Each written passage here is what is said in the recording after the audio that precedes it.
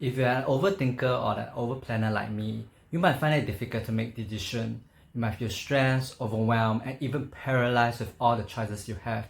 Whether you are making a small decision like what to eat for lunch, or what personal growth course to take next, or whether you are making a big decision like what is the right career path for me, should I leave or stay in this relationship? Continue to watch this video and I will share with you what I learned from indecisiveness and how I deal with it. This might sound silly to you all, but every time I want to go out, I get into this analysis paralysis mode. I will overplan my journey. I will squeeze many tasks into one afternoon. The place I'm going needs to have a library so that I can return my books. You need to have a barber so that I can cut my hair. You need to have some food that I have never tried before. Or I will spend so much time planning the schedule or the order of the tasks. I will be thinking like I will do this first, then I'll do the other task. What time do I have to get out of the house? How much time I need to prepare to get out of the house? I will also find the best route to get to these places. But more often than not, I get so stuck, it hurts my brain and I feel too drained to go anywhere. Planning is good. Whenever I go overseas, I always know what bus or train to take to my destination. I don't have to jam out the information counter asking for direction. But when analyzing and planning is making you anxious, this is a sign to stop. You have reached a point where any further planning will make you paralyzed and stop you from taking action.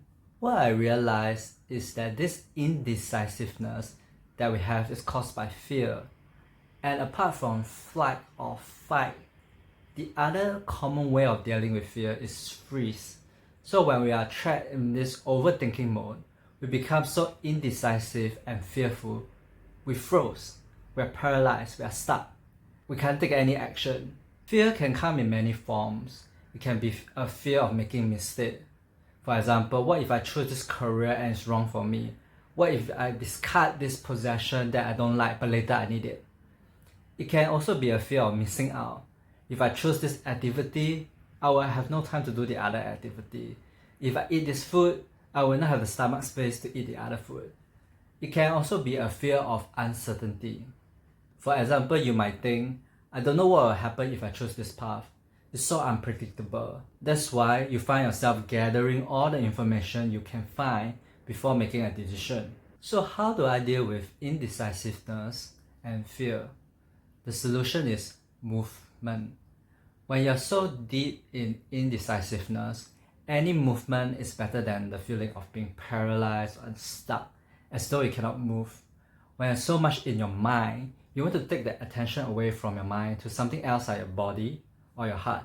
That's why moving helps. And it's not just any movement, it's the easiest path, easiest movement, or what Abraham Hicks would say, the path of least resistance. Because if there's a lot of resistance to taking action, or it requires a lot of effort, you're not going to take it. If you're someone who is in tune with your intuition, you can just take a break, connect with your spirit, shift your attention to your heart or your gut, and make decisions using your intuition. See or feel what choices have a little tug or a little call moving you forward. It's easy when you can leverage something that already has some momentum. But even if you're not someone who is in touch with your intuition, your heart, or what you desire, you can also take the easiest path. That is to make it random. I remember I'm used to be so bad at making decisions that I have this decision making app on my phone and on my desktop. I will spin the wheel to decide where I want to go. I'll put a few places down or MRT train station as the choices and let fate decide where I should go. Or I will just take a random bus, like whatever bus comes first. I'll just take it and figure out when to stop later. If you're really stuck or trapped, flip a coin, make it random. This might seem very silly, but this randomness helps you to shake things up and loosen you up. Once I start moving in any direction, I feel so much at ease and the positive momentum start building and things starts flowing. This doesn't help you develop your decision making skill, but this is a start to help you get out of indecisiveness. And I know some of you might be worried that what if you take the wrong path.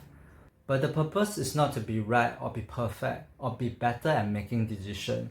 That is for the ego. The purpose is actually to move, not just move physically, but also move energetically. This helps to get you out of your fearful, paralyzed state.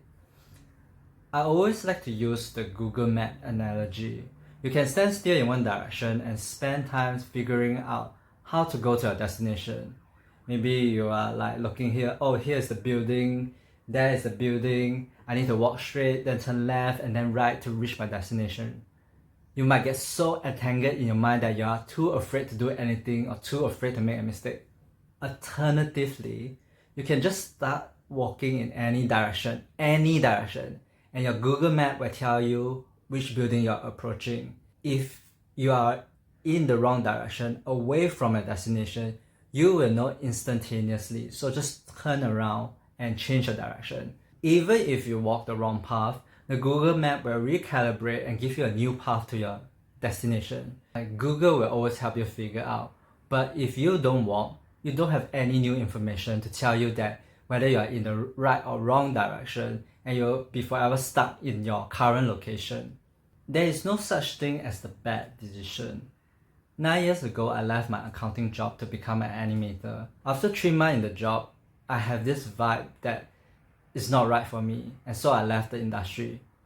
People can say I make a bad decision.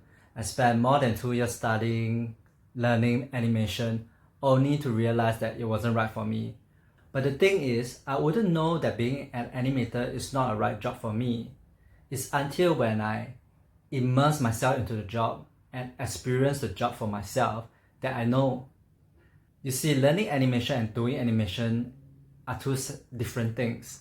The years I spent learning animation didn't give me the information that I needed to make a sound decision. It's only when I make a choice and have new information that I know that I'm going in the wrong direction. It's just like the Google Map analogy. If you feel like you're making a wrong decision, choose again. The so-called wrong choice gives you more information on what you truly desire. It gives you clarity. It's actually favorable. Sometimes what you think that is good for you or what your mind or ego thinks is good for you is not what your soul wants. If I didn't become an animator, I wouldn't realize that I prefer more creative freedom in my job, and I wouldn't have become a writer today. Lastly, life is unpredictable. Your job is not to make the perfect choice. Your job is know when to adjust.